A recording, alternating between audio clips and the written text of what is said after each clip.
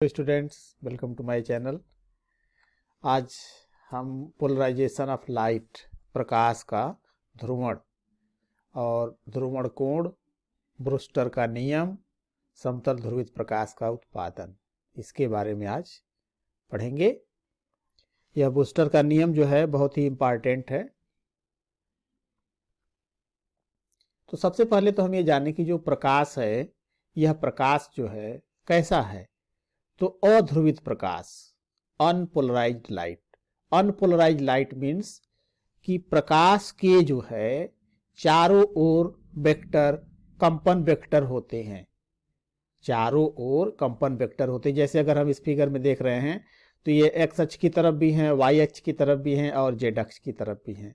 तो इस तरह से आप कह सकते हैं कि साधारण प्रकाश असंख्य स्वतंत्र तरंगों से मिलकर बना होता है, जिसमें वैद्युत वेक्टर के कंपन प्रकाश के संचरण की दिशा के लंबवत, प्रकाश के संचरण की दिशा यानी प्रकाश अगर एक्स अक्ष की तरफ जा रहा है तो इसके लंबवत तल में सभी दिशाओं में समान रूप से होते हैं।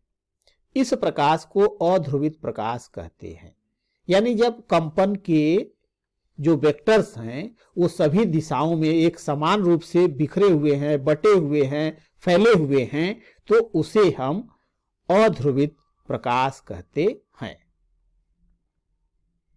जैसे ये दो ब्लॉक है S1 और S2, एक रस्सी यहां से बांध करके और यहां से खींची जा रही है।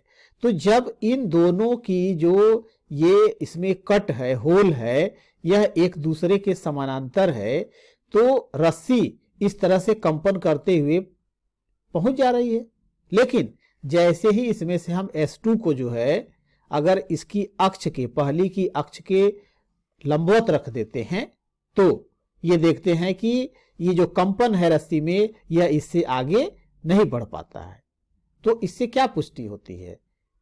उसी तरह से हम यहां पर ये देख रहे हैं कि प्रकाश का ध्रुवण का प्रायोगिक प्रदर्शन, यानी ये एक स्रोत है, इस स्रोत से ये निकलने वाला प्राकृतिक प्रकाश है। इस प्राकृतिक प्रकाश यानी अध्रुवित प्रकाश को एक पोलराइड P1 से गुजारा जाता है, यानी पोलराइड के दूसरी तरफ से हम देखते हैं।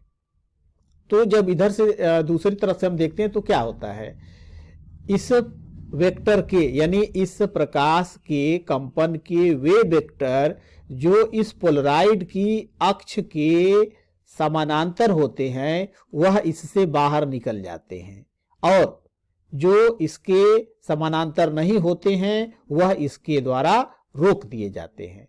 तो अब इस पोलराइड से बाहर जो प्रकाश निकला, यह प्रकाश ध्रुवित प्रकाश है। अब इसके पीछे अगर हम एक ये दूसरा पोलराइड P2 रखते हैं और इसकी अक्ष भी इन पोलराइड की अक्ष के समानांतर है, तो यहां से यह ध्रुवित प्रकाश यहां पर हमें प्राप्त होता है और अधिकतम प्राप्त होता है।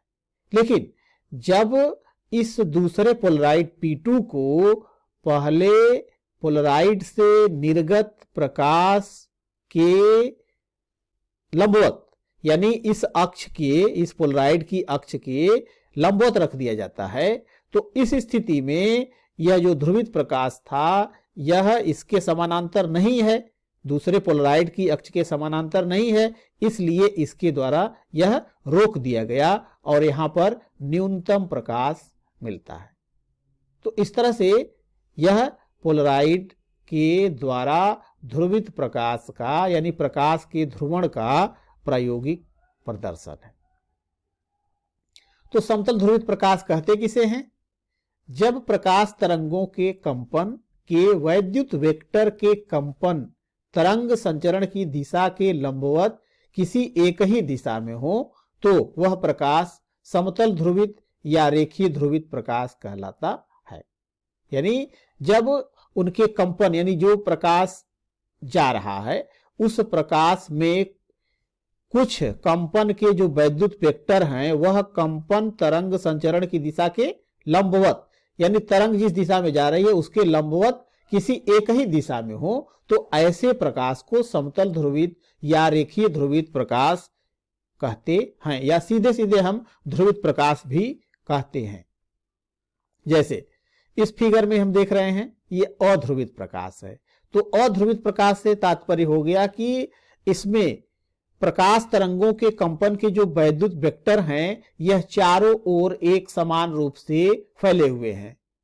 लेकिन इसमें अगर हम देखें तो यह दिखाया गया है इस तल के समानांतर, एरो के रूप में दिखाया गया है।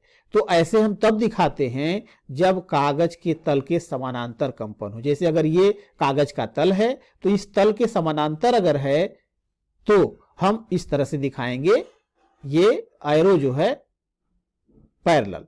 और जब इस तल के लंबवत होगा तो एक डॉट से दिखाया जाएगा। तो जब कागज के तल के समानांतर कंपन होंगे तो ये एरो से, और जब कागज के तल के लंबवत कंपन होंगे तो ये डॉट से दिखाया जाता है। आंशिक ध्रुवित प्रकाश, यदि प्रकाश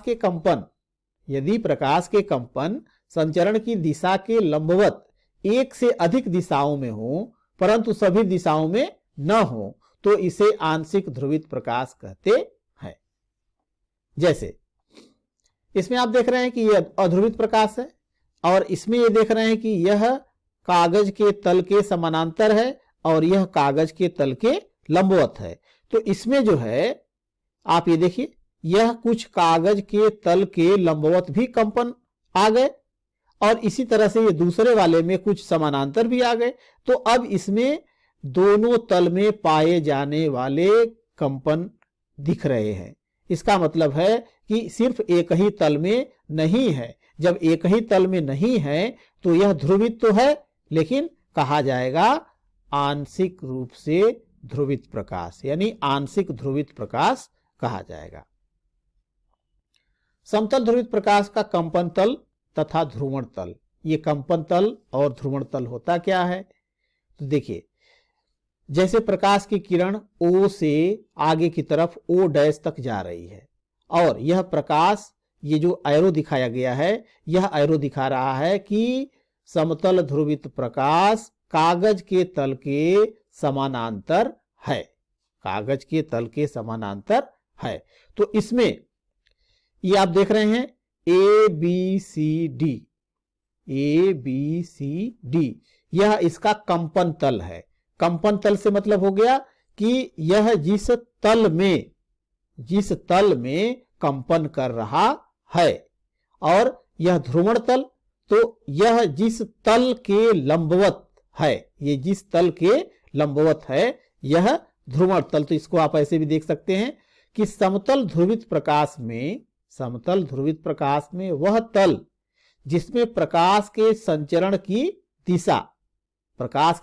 दिशा किधर है? O से O' है, तथा इसके वैद्युत वेक्टर की कंपन की दिशा दोनों स्थित हो, मतलब कि संचरण की दिशा भी हो और वैद्युत वेक्टर के कंपन की दिशा भी हो। अगर यह दोनों दिशाएं जिसमें होंगी वह कंपन तल कहलाएगा। तो ABCD कंपन तल कहलाता है। इसी प्रकार समतल ध्रुवित प्रकाश में वह तल जिसमें प्रकाश के संचरण की दिशा स्थित हो तथा जो कंपन तल के अभिलंबवत हो, तो अगर यहां पर हम इसको देखें तो ये तल ऐसे है, तो इसके लंबवत जो तल होगा यह तल क्या बनेगा? ये बनेगा EFGH। तो EFGH जो है यह ध्रुवण तल कहलाता है। समतल ध्रुवित प्रकाश का उत्पादन, यानी समतल ध्रुवित प्रकाश को हम कैसे प्राप्त कर सकते हैं? तो समतल ध्रुवित प्रकाश को कई प्रकार से प्राप्त किया जाता है, जैसे प्रकाश के परावर्तन द्वारा, प्रकाश के अपवर्तन द्वारा, प्रकाश के द्विअपवर्तन द्वारा, प्रकाश के द्विवर्णता द्वारा और प्रकाश के प्रकीर्णन द्वारा। यानी इन विभिन्न प्रकार से हम समतल ध्रुवित प्रकाश को प्राप्त कर सकते हैं। लेकिन यहां पर हम कुछ के बारे में पढ़ेंगे।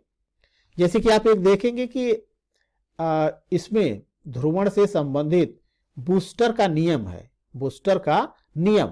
और इसी पर एक क्वेश्चन बनता है कि सिद्ध कीजिए कि किसी पारदर्शी माध्यम से ध्रुवण कोण पर परावर्तित तथा अपवर्तित किरणें परस्पर लंबवत होती हैं। अब ये देख रहे होंगे कई बार पूछा गया है। इसी प्रकार सेम वही क्वेश्चन इस प्रकार से है कि प्रकाश की एक किरण n अपवर्तनांक के किसी पारदर्शी माध्यम पर ध्रुवण कोण IP पर आपतित है। n तथा IP में संबंध स्थापित कीजिए तथा सिद्ध कीजिए कि अपवर्तित तथा परावर्तित ध्रुवित प्रकाश किरणें परस्पर लंबवत होती हैं। अब ये भी देखिए कितने बार पूछा गया है। तो यहां पर ध्रुवण कोण के साथ यानी बूस्टर का नियम, ध्रुवण कोण के साथ साथ आपको जो प्रूव करना है कि परावर्तित और अपवर्तित किरणें ये दोनों एक दूसरे के लंबवत होती हैं, बहुत ही इंपॉर्टेंट है। चलिए देखते हैं। प्रकाश के परावर्तन द्वारा ध्रुवण। जब साधारण प्रकाश किसी पारदर्शी माध्यम के पृष्ठ से परावर्तित होता है तो परावर्तित प्रकाश आंशिक ध्रुवित होता है। परावर्तित प्रकाश में ध्रुवित प्रकाश की मात्रा आपतन कोण के मान पर निर्भर करती है। ध्रुवण कोण। अब ध्रुवण कोण क्या होता है? तो जिस विशेष आपतन कोण पर परावर्तित प्रकाश पूर्णतः समतल ध्रुवित हो जाता है उसे उस अंतरापृष्ठ का ध्रुवण कोण कहते हैं। यहां पर अंतरापृष्ठ वर्ड इसलिए यूज किया गया है कि अलग अलग माध्यम, दो माध्यम का जो इंटरफेस होगा, अंतरापृष्ठ होगा, उस पर जो है यह निर्भर करता है। इसलिए किसी विशेष माध्यम के लिए यह ध्रुवण कोण अलग अलग होते हैं। तो इसे IP से डिनोट करते हैं। IP means angle of polarisation होता है यहां पर। और इसी कोण को ब्रूस्टर कोण भी कहते हैं। इसी कोण को ब्रूस्टर कोण भी कहते हैं। बूस्टर का नियम। अब बूस्टर का नियम क्या है? तो यदि किसी पारदर्शी माध्यम के अंतरापृष्ठ पर आपतित प्रकाश ध्रुवण कोण पर पड़ती है तो परावर्तित प्रकाश पूर्णतः समतल ध्रुवित हो जाता है। यदि पारदर्शी माध्यम का प्रथम माध्यम के सापेक्ष अपवर्तनांक म्यू हो तो म्यू बराबर tan IP, और यही बूस्टर का नियम है। यानी विरल माध्यम के सापेक्ष सघन माध्यम का अपवर्तनांक tan IP के बराबर होता है। IP है एंगल ऑफ पोलराइजेशन यानी ध्रुवण कोण। तो यह अपवर्तनांक और ध्रुवण कोण में संबंध को दर्शाता है। अब इस फिगर में जो प्रूफ करना है कि अपवर्तित और परावर्तित किरणें परस्पर लंबवत होती हैं, इसके लिए फिगर देखें। तो ये माध्यम 1 और ये माध्यम 2, N1 और N2। N2 is greater than N1, यानी पहला माध्यम विरल माध्यम है और दूसरा माध्यम सघन माध्यम है।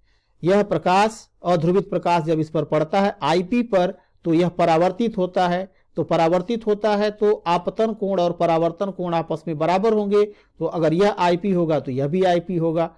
यह किरण जब विरल माध्यम से सघन माध्यम में जाएगी तो नॉर्मल की तरफ जो है अभिलंब की तरफ झुक जाएगी, यानी ये झुक गई तो ये हो गया R। अब यहां पर जो समतल ध्रुवित प्रकाश है यह इस कागज तल के लंबवत है और यह जो है जो अपवर्तित है यह कागज तल के समानांतर है। तो देखिए स्नेल के नियम से होगा म्यू बराबर N2 अपान N1 यानी sine IP upon sine R, यानी sine I upon sine R होता है। तो I जो है IP के बराबर है बटा R। बूस्टर के नियम से म्यू बराबर tan IP। तो समीकरण 1 और 2 से आप कह सकते हैं कि साइन IP बटा साइन R बराबर म्यू यानी tan IP, और tan IP को लिख सकते हैं साइन IP बटा cos IP। साइन IP से साइन IP ये कट जाएगा तो यहां बच जाएगा साइन R बराबर cos IP, और IP को लिख सकते हैं 90 minus IP, sine 90 minus IP। तो इस तरह से 90 माइनस IP बराबर R, यानी IP प्लस R बराबर 90 डिग्री। अर्थात परावर्तित किरण तथा अपवर्तित किरण परस्पर लंबवत होती हैं। यानी ये जो किरण हम देख रहे हैं, तो इस प्रकार समतल ध्रुवित प्रकाश, यानी यह जो है परावर्तित किरण और यह अपवर्तित किरण, यह एक दूसरे के साथ लंबवत होती हैं। तो यहां पर यही प्रूफ करना है कि IP + R = 90 डिग्री। क्रांतिक कोण तथा ध्रुवण कोण में संबंध, क्या संबंध होता है? तो म्यू बराबर N2/N1 यानी tan IP के बराबर होगा। और पूर्ण आंतरिक परावर्तन से क्या होगा? जैसे ये पहला फिगर जो दिखाया गया है, IP कोण पर ये पड़ा, R पर जो है यह अपवर्तित हुई। अब पूर्ण आंतरिक परावर्तन के लिए होता है कि सघन माध्यम से विरल माध्यम में प्रकाश की किरण जाती है। तो सघन माध्यम से विरल माध्यम में जब प्रकाश की किरण जाएगी तो अपवर्तन कोण का मान 90 डिग्री हो जाना चाहिए। तो इस प्रकार N2 sin IC जो सिंपल तरीका होता है, गलती न हो इसके लिए उस माध्यम का अपवर्तनांक और साइन का गुणांक दूसरे माध्यम के साइन और अपवर्तनांक के गुणांक के बराबर होता है। तो N2 sin IC बराबर N1 sin 90 हो गया। तो इस तरह से N2/N1 बराबर sin 91 sin IC, यानी समीकरण 1 और समीकरण 2 को अगर हम यहाँ पर मिला दें तो tan IP बराबर 1/sin IC हो जाएगा। तो इस तरह से sin IC into tan IP बराबर 1, यह एक रिलेशन भी मिल गया।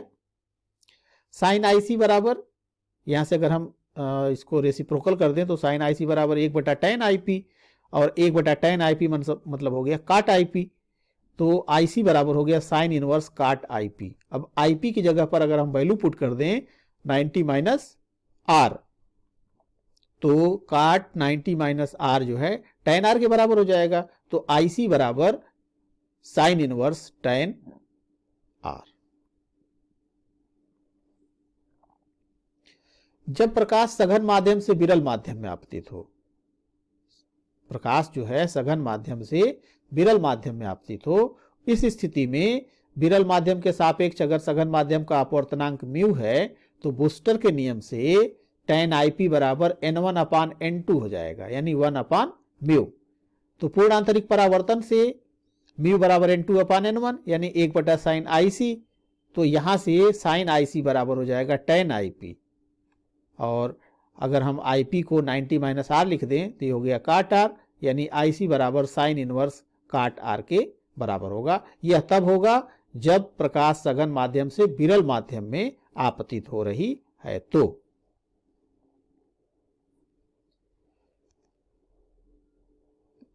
द्वि अपवर्तन द्वारा प्रकाश का ध्रुवण, तो टूरमैलिन, कुनैन आइडोसल्फेट, कैल्साइट, क्वार्ट्ज आदि क्रिस्टल पर जब साधारण प्रकाश पड़ता है तो क्रिस्टल में प्रवेश करने पर यह दो अपवर्तित किरणों में विभाजित हो जाता है। इस घटना को द्वि अपवर्तन कहते हैं।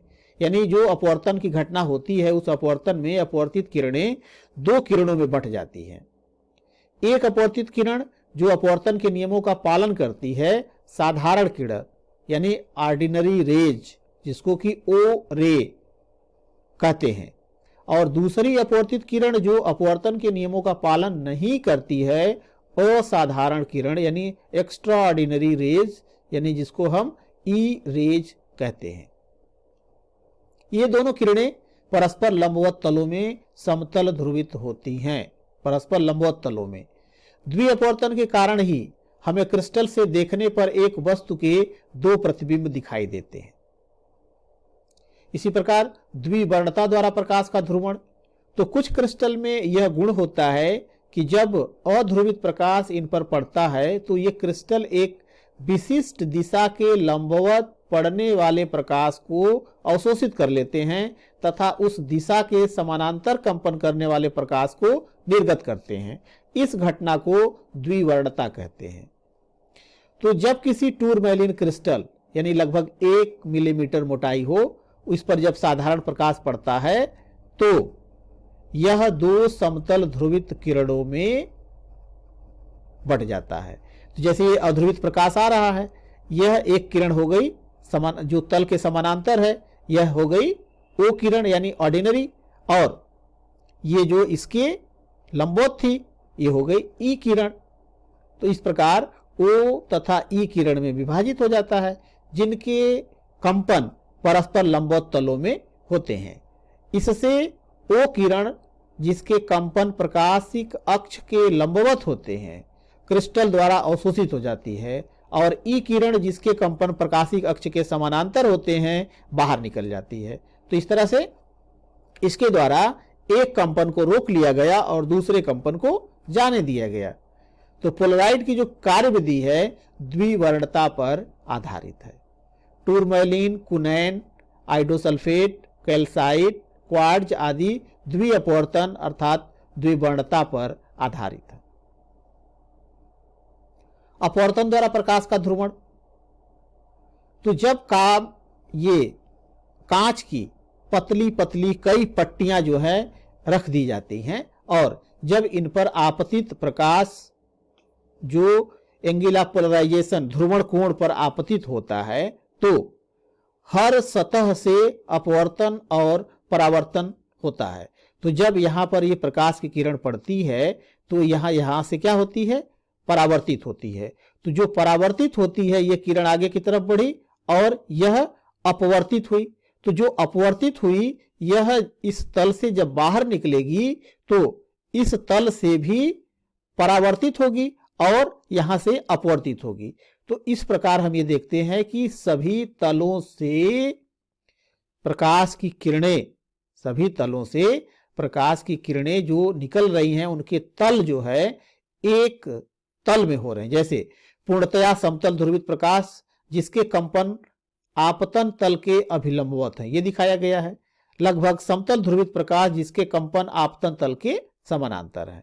तो जो लंबवत हैं वो इधर जा रहे हैं और जो समानांतर हैं वो इधर जा रहे हैं। तो इस तरह से एक पर्टिकुलर डायरेक्शन में हम कंपन वाले, विशेष कंपन वाले यानी विशेष दिशा में कंपन करने वाले प्रकाश को अलग कर ले रहे हैं। तो इस तरह से अपवर्तन द्वारा भी प्रकाश को ध्रुवित किया जा सकता है।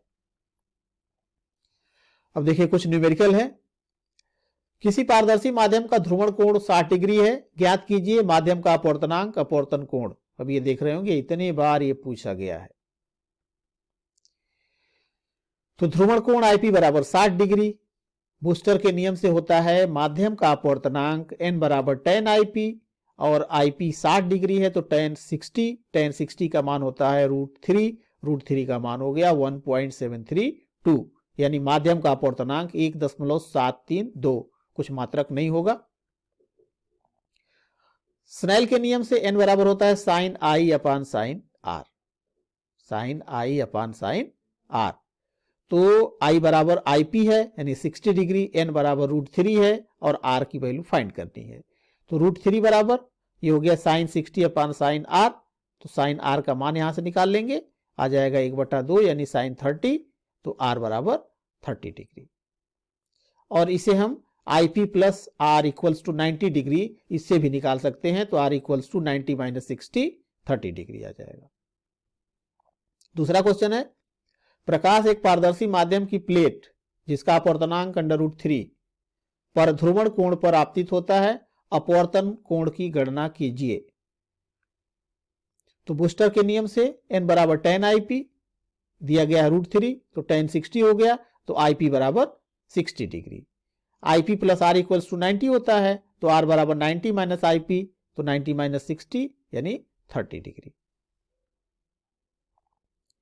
क्वेश्चन नंबर 3, किसी पारदर्शी माध्यम के लिए ध्रुवण कोण 60 डिग्री है, माध्यम का अपवर्तनांक ज्ञात कीजिए। Simple question. माध्यम का अपवर्तनांक n बराबर tan IP बूस्टर के नियम से tan 60 यानी √3। इसी प्रकार अपवर्तनांक √3 वाले माध्यम के लिए ध्रुवण कोण कितना होगा, इसी का जस्ट उल्टा है। तो n बराबर tan IP बराबर √3, tan 60 का मान होता है तो IP बराबर 60 डिग्री। क्षितिज से ऊपर सूर्य किस कोण पर हो जिससे कि शांत जल जिसका अपवर्तनांक 1.327 के तल से परावर्तित सूर्य का प्रकाश ध्रुवित हो। tan 53 डिग्री दिया गया है 1.327 इस फिगर से देख रहे हो। तो यहां पर हमें फाइंड करना कि ये थीटा का मान कितना होगा। तो n दिया गया है तो हम पहले निकालेंगे IP। तो बूस्टर के नियम से n बराबर tan IP और एन का मान दिया गया है, इसका मान दिया गया है 1.327। अब 1.327 tan 53 का मान होता है तो बराबर tan 53, तो IP बराबर 53 डिग्री हो गया। अब यहां पर पूछ रहा है कि इस तल के साथ सूर्य के प्रकाश कितने कोण पर पड़े, तो ये यहां से जो लंबवत तल है 90 डिग्री है, तो अगर 90 में से IP को माइनस कर दें तो थीटा निकल जाएगा। तो इस तरह से आपतित किरण और जल के तल के साथ जो कोण बनेगा वो 90 माइनस IP होगा, यानी 90 माइनस 53 दैट इज 37 डिग्री।